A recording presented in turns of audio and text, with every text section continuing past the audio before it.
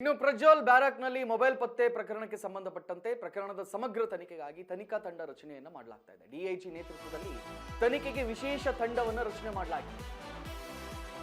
ಕಪ್ಪು T shirt ಅಲ್ಲಿ ಪ್ರಜ್ವಲ್ ಮಾತಾಡ್ತಾ ಇದ್ದಂತ ವಿಡಿಯೋ ನಿನ್ನೆ ಎಲ್ಲಾ ಕಡೆ ವೈರಲ್ ಆಗಿಬಿಡ್ತು.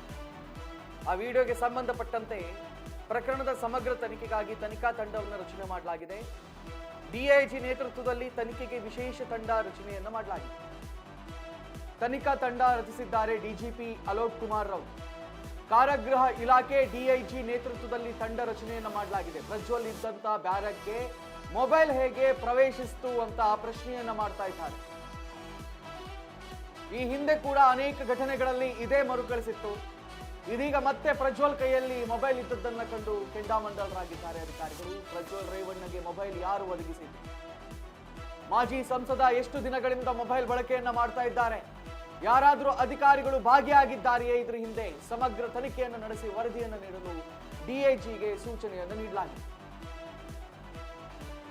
ಯಾರ್ಯಾರೆಲ್ಲ ಇದರಲ್ಲಿ ಶಾಮೀಲಾಗಿದೆ, ಇನ್ನು ಎಷ್ಟು ಜನರ ಹತ್ರ ಅಲ್ಲಿ ಮೊಬೈಲ್ಗಳಿವೆ, ಯಾರೆಲ್ಲ ಅಲ್ಲಿ ಐಷಾರಾಮಿಯಾಗಿ ಬದುಕ್ತಾ ಇದ್ದಾರೆ, ಮೊಬೈಲ್ ಹೆಂಗೆ ಒಳಗಡೆ ಬರ್ತಾ ಇದೆ, ಎಷ್ಟು ರೂಪಾಯಿಗೆ ಸೇಲ್ ಆಗ್ತಾ ಇದೆ, ಈ ಎಲ್ಲಾ ವಿಚಾರಗಳನ್ನ ಕೂಡ ಕೂಲಂಕುಷವಾಗಿ ತನಿಖೆ ನಡೆಸಬೇಕು ಅಂತ ಒಂದು ತನಿಖಾ ತಂಡವನ್ನ ರಚನೆ ಮಾಡಲಾಗಿದೆ. ತನಿಖಾ ತಂಡ ನೋಡಿ, ಇದೇ ವಿಡಿಯೋ ನಿನ್ನೆ ದಿನ ಹರಿದಾಟ. ಮೊಬೈಲ್ ಅಲ್ಲಿ ಮಾತಾಡ್ತಾ, ನಾನು ಅವನಿಗೆ ಕಾಲ್ ಮಾಡಿದೆ ಕೆಲವು ದಿನಗಳಾಯ್ತು, ಅದೇನೇನೋ ಮಾತಾಡ್ತಾ ಇದ್ರು ಪ್ರಜ್ವಲ್ ರೇವಣ್ಣ ಅವರು. ಕೆಳಗಡೆ ಮೆತ್ತನೆಯ ಹಾಸಿಗೆ ಇದೆ, 8 ಇಂಚಿನ ಹಾಸಿಗೆ. Look at that.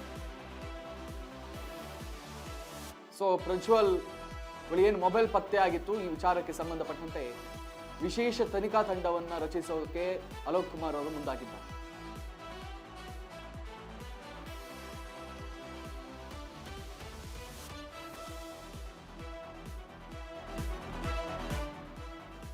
ಇದೇ ವಿಚಾರಕ್ಕೆ ಸಂಬಂಧಪಟ್ಟಂತೆ ಅಲೋಕ್ ಕುಮಾರ್ ಪ್ರತಿಕ್ರಿಯೆಯನ್ನು ನೀಡಿದ್ದಾರೆ. ಪ್ರಜ್ವಲ್ ಬ್ಯಾರಕ್ನಲ್ಲಿ ಮೊಬೈಲ್ ಪತ್ತೆ ಪ್ರಕರಣಕ್ಕೆ ಸಂಬಂಧಪಟ್ಟಂತೆ ಕಾರಾಗೃಹ ಇಲಾಖೆ ಡಿಜಿಪಿ ಅಲೋಕ್ ಪ್ರತಿಕ್ರಿಯೆಯನ್ನು ನೀಡಿದ್ದಾರೆ. ಅಧಿಕಾರಿಗಳೇ ಅಕ್ರಮಕ್ಕೆ ಸಹಕರಿಸಿದ್ರೆ ಕಠಿಣ ಕ್ರಮವನ್ನು ಕೈಗೊಳ್ತೀವಿ. ಜೈಲಿನ ಒಳಗೆ ಏರ್ಟೆಲ್ ಕಂಪನಿಯ ಸಿಮ್ ಬಳಕೆ ಆಗ್ತಾ ಇದೆ. ಈ ಕುರಿತು ತನಿಖೆ ನಡೆಸಿ ವರದಿಯನ್ನು ನೀಡಲು ಸೂಚನೆಯನ್ನು ನೀಡಲಾಗಿದೆ.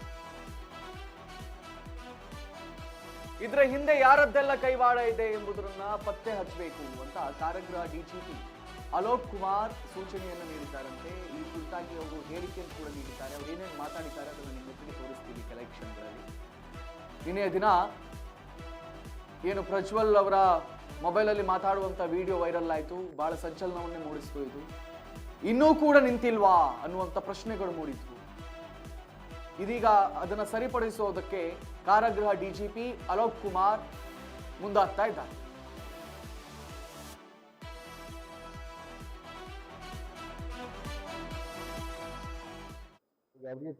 ನೋಟಿಸ್ ನಾವು ಕೊಟ್ಟಿದ್ದೀವಿ.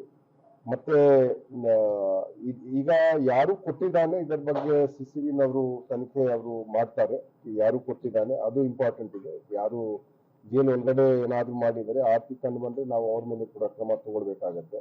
ನಾವು ಅಲ್ಲಿ ಪರಪ್ಪನಗರದಲ್ಲಿ ಕಳೆದ 7-8 ತಿಂಗಳಲ್ಲಿ 300ಕ್ಕಿಂತ ಜಾಸ್ತಿ ಫೋನ್ಗಳು ಅದು ಸೀಸ್ ಆಗಿದೆ. ಆದ್ರೆ ಹಳೆ ಲಾಟ್ ಏನಿದೆ ಅದು ಇನ್ನೂ ಕ್ಲಿಯರ್ ಆಗಿಲ್ಲ.